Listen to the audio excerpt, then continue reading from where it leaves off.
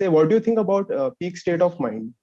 जैसे कई बार हमारे साथ ऐसा होता है कि हम लोग जैसे आप कोई भी गोल अचीव करना चाहते हो, आप कुछ भी सीखना चाहते हो, पर आपके लाइफ में डाउन आता रहता है बार बार कि आप यू आर गेटिंग डाउन। तो उसको ओवरकम करने के लिए I try to come to my peak state of mind, मतलब I try to get energetic. या मैं कोई गाने सुन लेता हूँ, या मैं आपका कोई जैसे आपका कोई वीडियो देख लेता हूँ मैं, तो उससे मेरे को पीक स्टेट ऑफ माइंड मिल जाता है कि okay I am getting there. तो उसके बारे में आप क्या सोचते हो कि peak state of mind is good, और इज इट इसका हेल्प होता है, may be it is good, इस टाइप का मैं आपसे कुछ। तो don't call it peak state of mind, इसको आप बोल सकते हैं मोमेंटम। जैसे अगर मैं आपको एग्जांपल से एक्सप्लेन करने की कोशिश करूं तो आप ये देखिए कि कोई ट्रेन है जो आप मानो 20 की स्पीड से जा रही है, 20 किलोमीटर पर आवर। उसके सामने एक बड़ा सा पत्थर ला करके रख देते हो तो क्या होगा? तो वो ट्रेन रुक जाएगी।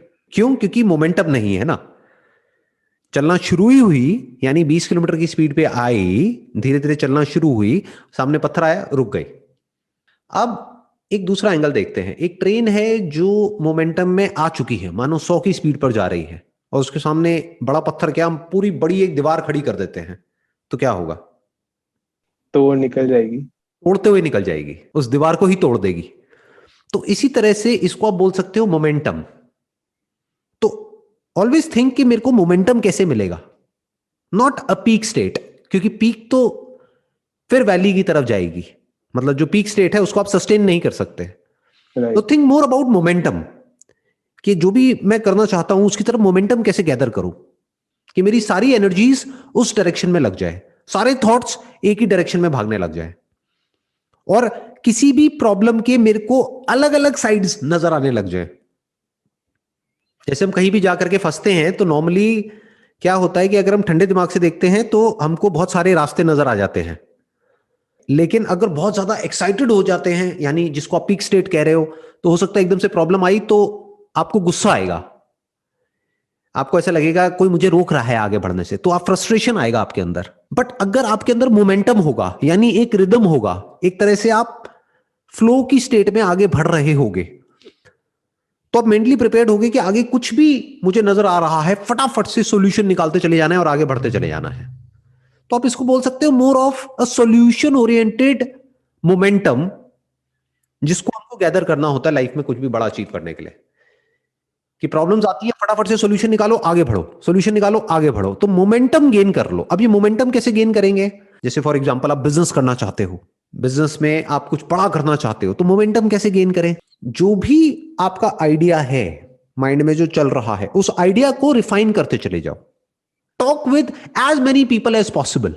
हम क्या करते हैं, अपने आइडिया को अपने माइंड में ही रखे रहते हैं। ये गलती मत कर बैठना, बात करो लोगों से, स्पेशली जिनको एक्सपीरियंस है उस फील्ड में, जिस भी फील्ड में आप कुछ करना चाहते हो।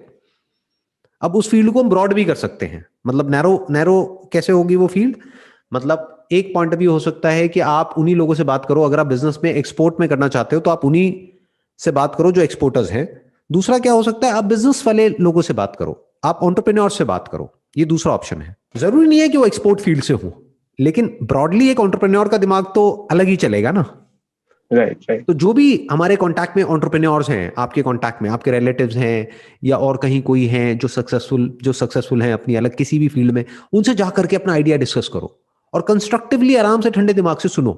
अब अगर वो बोलते हैं आइडिया बेकार है तो उनसे पूछो कि बेकार क्यों है, तो वो आपको लॉजिक बताएंगे। अगर कहेंगे अच्छा है तो ज्यादा खुश नहीं होना है कि उन्होंने बोल दिया अच्छा है तो बहुत अच्छा है। हो सकता है वो सिर्फ इसलिए आपको अच्छा बोल रहे हैं क्योंकि वो सोचते हैं कि यार बच्चा है क्या, इसको क्यों क्यों डीमोटिवेट करना। ठीक है ना, कि आपके फादर के आप रेफरेंस से गए हो तो वो कहेंगे यार क्यों इसको मैं उल्टा बोलूं, क्यों इसका मूड खराब करूं, वो बहुत अच्छा है बेटा, बहुत अच्छा है, बहुत अच्छा है, बहुत अच्छा है। अगर वो बोले अच्छा है तो क्यों अच्छा है, बुरा है तो क्यों बुरा है। Try to understand as much as possible about whatever you are doing. फिर जो भी कुछ पढ़ रहे हो उस सबको उससे रिलेट करते चले जाओ और उसको बिल्ड करते चले जाओ। खुद देखो दूसरी तरफ से भी, not just from the entrepreneur side of doing a business, but from the other side, कि अगर मैं क्लाइंट हूं तो क्रिटिकली अगर मैं अपने आइडिया को देखूं तो क्या है, मतलब देखो इसमें बढ़िया से बढ़िया क्या है और बेकार से बेकार क्या है। ओके। कि मैं क्यों इस आइडिया को, यानी इस प्रोडक्ट को सर्विस को बाय नहीं करूंगा, उसके रीजंस लिख दो पेपर के ऊपर। क्यों बाय करूंगा वो भी लिख दो। अब दिमाग दौड़ाओ इसको कैसे चेंज किया जा सके, कि इन सवालों के क्या जवाब होंगे आपके पास, पहले से सोच लो, लोगों से डिस्कस करो, डरो मत, मतलब उससे रेजिस्टेंस से डरो मत।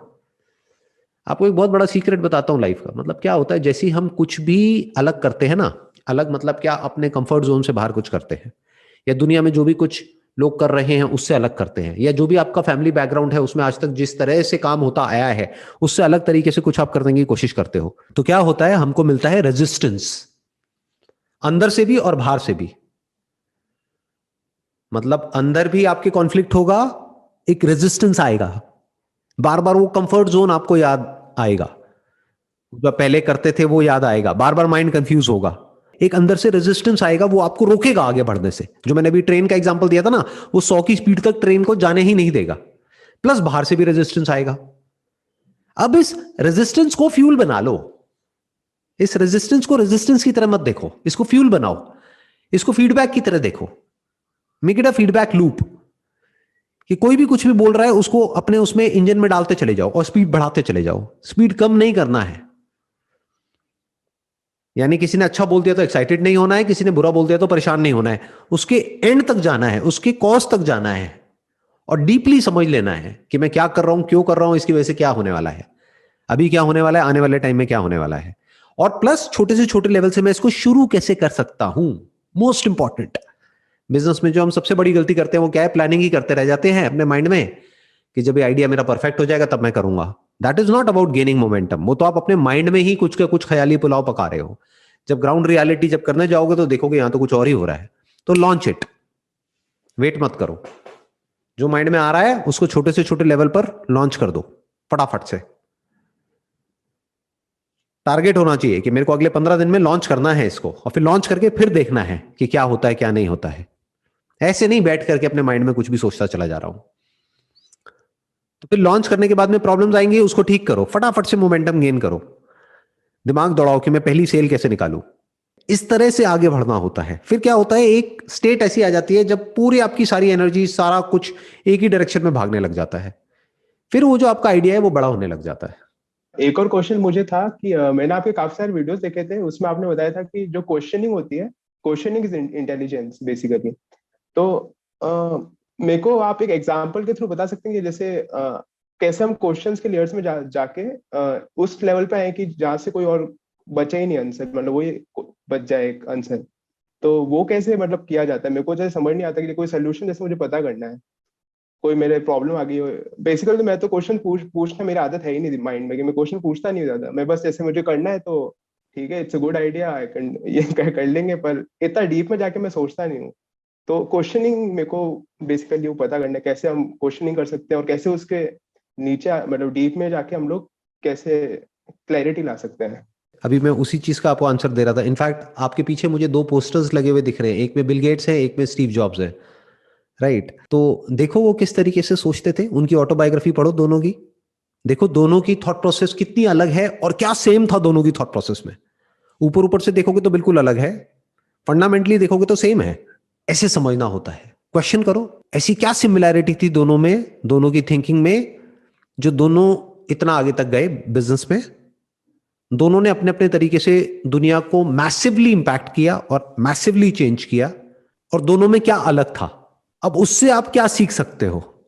यानी जो दोनों में कॉमन था वो आप अपने अंदर डेवलप करो, और जो दोनों में अलग अलग था उसमें से जो अच्छा है वो ले लो, जो बुरा है उसको छोड़ दो। जैसे अगर स्टीव जॉब्स की बात करी जाए जो आपके पीछे हैं, he was very very particular about design, to keep things simple. He was an excellent marketer. Right. And Bill Gates की बात करी जाए, he was an extraordinary product developer, software as product, इस कॉन्सेप्ट को शुरू करने वाले ही वही थे पूरे वर्ल्ड में। तो सोचो कि जब ये सब कुछ नहीं था तब उन्होंने कैसे देख लिया इतना कुछ। दोनों की ही विजन शुरू से ही क्लियर थी, दोनों की स्टोरीज काफी हद तक मिलती जुलती मिलेंगी। अंडरग्रेड लेवल से ही दोनों ने शुरू कर दिया था, दोनों एक दूसरे से अलग थे, लेकिन एंड गोल अगर देखा जाए तो both were billionaires, both became billionaires, एक ही जगह पे जाकर के मिले। तो इस तरह से आप इनसे काफी कुछ सीख सकते हो। इस तरह से क्वेश्चनिंग करनी होती है, मतलब सही क्वेश्चनिंग करनी होती है, अपने आप से सही तरह के क्वेश्चंस पूछने होते हैं। जैसे जो भी आप करना चाहते हो उसमें उस बिजनेस से रिलेटेड क्वेश्चंस पूछने होते हैं कि मैंने किया, मुझे रिजल्ट नहीं मिल रहा, तो क्यों नहीं मिल रहा। आप कह रहे हो ना मेरी आदत नहीं है ज्यादा क्वेश्चंस पूछने की, मेरी आदत है कर देने की, तो करो, ये अच्छी आदत है, ये बुरी नहीं है। आपने किया, क्योंकि बहुत सारे लोग होते हैं वो क्वेश्चंस ही पूछते रहते हैं, कुछ करते ही नहीं है, उनका क्या फायदा है। वो तो इंटेलेक्चुअल स्टिमुलेशन हो गया ना। तो आपके माइंड में जो भी आ रहा है उसको कर दो प्रैक्टिकली, छोटे से छोटे लेवल पे। आपने किया, फिर या तो रिजल्ट अच्छा आया या नहीं आया। अच्छा आया तो अपने आप से क्वेश्चन पूछो क्या सही हुआ जिसकी वजह से अच्छा रिजल्ट आया, उसको और करो, उसको और अच्छे तरीके से करो, उसको और इंप्रूव करो। अगर रिजल्ट नहीं आया तो अपने आप से क्वेश्चन पूछो क्या गड़बड़ हुई है। स्पेशली जो भी आप करना चाहते हो उस फील्ड में जो ऑलरेडी सक्सेसफुल है, अपने आप से क्वेश्चन पूछो वो ऐसा क्या कर रहे हैं, उन्होंने क्या किया। बारीकी से उनकी एक एक स्टेप को ऑब्जर्व करो। मान लो उनको 20 साल हो गए हैं वो करते हुए जो आप करना चाहते हो, तो 20 साल पहले से लेकर के अभी तक उन्होंने स्टेप बाय स्टेप क्या क्या किया, कैसे कैसे किया, क्या क्या उनके टर्निंग पॉइंट्स थे, उसको आराम से ऑब्जर्व करो, आराम से समझने की कोशिश करो कि जो भी आपका मार्केट लीडर है, जिस भी डोमेन में आप जा रहे हो, उसमें ऐसा क्या है, क्या थॉट प्रोसेस है उनकी। तो उसको कॉपी नहीं करना है, क्योंकि उसको कॉपी किया तो आप हमेशा उनको पकड़ने का गेम खेलते रहोगे और वो आपसे बहुत आगे हैं। अब देखो कि जो भी वो कर रहे हैं बहुत बढ़िया कर रहे हैं, तभी टॉप पे बैठे हैं, बट कहीं ना कहीं कोई गैप बचा हुआ है। मार्केट में गैप ढूंढना होता है ना, तो गैप आपको नजर आना चाहिए कि ये गैप है, उस गैप को फिल कर दो, हो गया काम। बट गैप तक पहुंचोगे कैसे, जब क्वेश्चन पूछोगे कि उन्होंने क्या किया, क्या मार्केट कैप्चर कर लिया, तब आपको नजर आएगा अच्छा ये वाला मार्केट तो पूरा उन्होंने कैप्चर कर लिया है, बट यहां पर तो बहुत बड़ा गैप है, इसकी नीड बहुत ज्यादा है लेकिन सप्लायर कोई भी नहीं है पूरे वर्ल्ड में, let me fill this gap. इस तरह से फिर आप मोमेंटम गेन करते चले जाते हो।